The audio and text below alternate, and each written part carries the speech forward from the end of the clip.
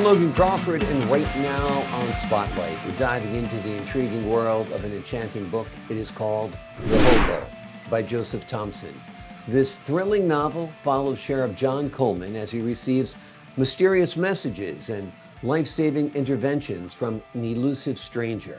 Join us as we uncover the secrets behind this shadowy figure who not only protects, but also captures the heart of the sheriff's daughter. We're delighted to have this very talented author join us here today on Spotlight. We thank the team at Prime 7 Media for helping us put him in the spotlight today.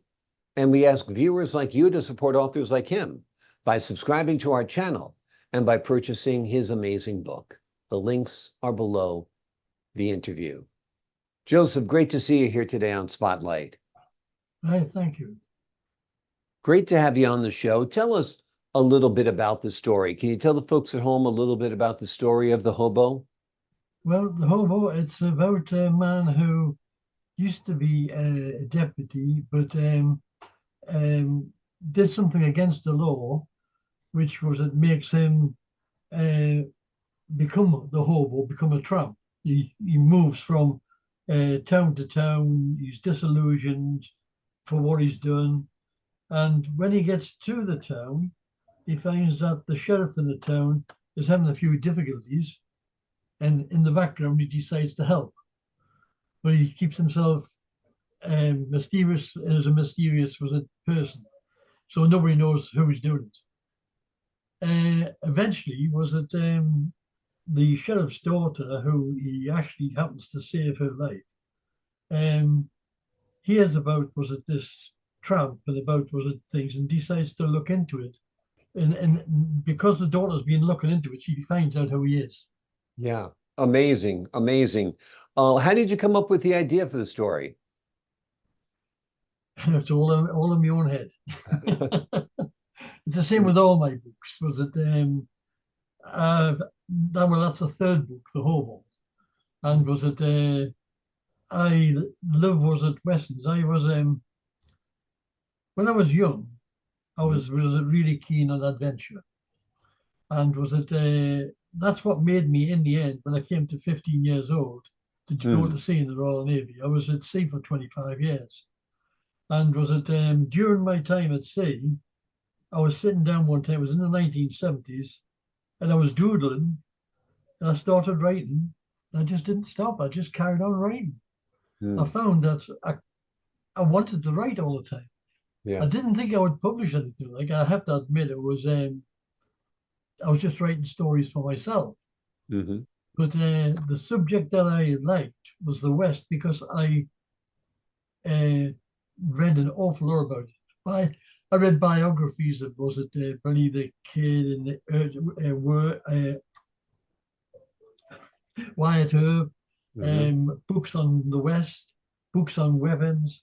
I really was went into it, and I was into it quite deep, and I liked it, and that's why I write westerns. Wonderful. Wonderful. How many books have you written? Well, I've written four, published three. The fourth one is ready for publishing. The fifth one is halfway there. I've got to learn quite a bit to do it, and the sixth one I've just started. Wonderful. Wonderful. Now, in the story of the hobo, is there a sequel that follows that? Well, it's no, they're all different stories. Okay. So there's no like sort of.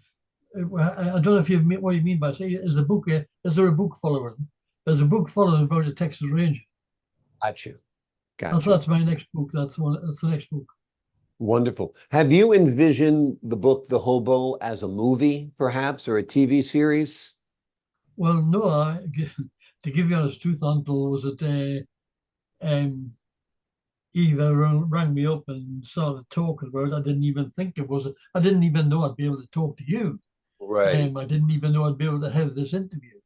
Yeah. And this is the first for me because I don't know anything about it. I hope I'm doing all right. Oh, you're doing great. For sure. Absolutely doing great. Well, your story is out there now, so hopefully Hollywood or the folks in England look at it and consider it because I think it would be a terrific movie. That's for sure. It's such an original tale that you've written. Tell us a little bit about the sheriff. What kind of challenges does he face that requires the mysterious man's intervention? Well, there's lots. Was it? He's nearly assassinated a couple Hmm. of times, but was it the deputy? Was it finds out and saves him? Um, I can't remember. Was it? He's got a few things how he's got to look into. Was it? There is a part where was it people a gang of men are going around killing women, killing women, and he has to find out who they are and what they're doing.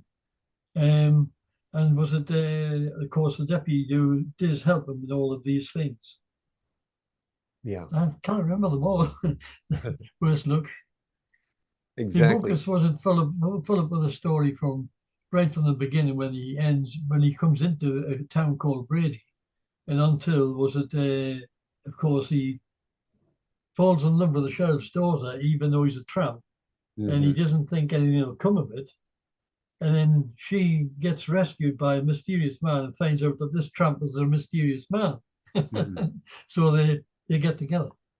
Absolutely, absolutely. And that's an intriguing part of the story when they get together as well. How did Coleman's daughter come to realize that she actually loved the mysterious man? Well, the thing is he rescues her and stops. Was it? In fact, stops her from being raped. To tell you the truth, and was it? She realizes that this mysterious man could have was it taken advantage of her because she was in a vulnerable position, and he didn't.